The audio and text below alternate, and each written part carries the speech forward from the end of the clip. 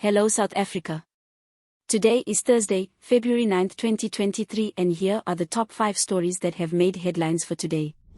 SONA 2023, here is what you can expect on Thursday.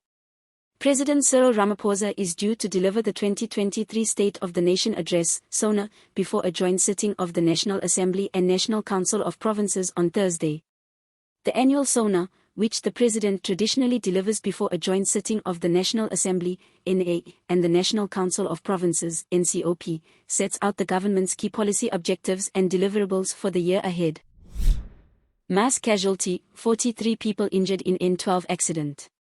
Multiple emergency services responded to a mass casualty accident on the N12 National Highway near the Edenvale off-ramp on Wednesday, February 8.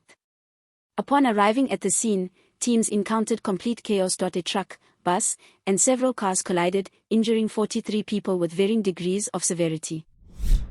Third case of cholera confirmed in Gauteng, patient stable. The Gauteng Health Department has urged people to report to nearest health facilities when they have mild to severe diarrhea and dehydration symptoms after it confirmed a third case of cholera.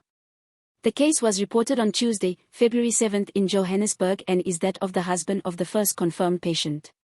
According to Gauteng Health, the patient presented with symptoms at a health facility and was immediately admitted on Saturday, February 4 for further tests to be conducted. Corpse allegedly dug out and stolen just before tombstone unveiling ceremony. Limpopo police have launched an investigation after a corpse was allegedly dug out of the grave and stolen by an unknown suspect at Senakwi section in the Makwekwela policing area.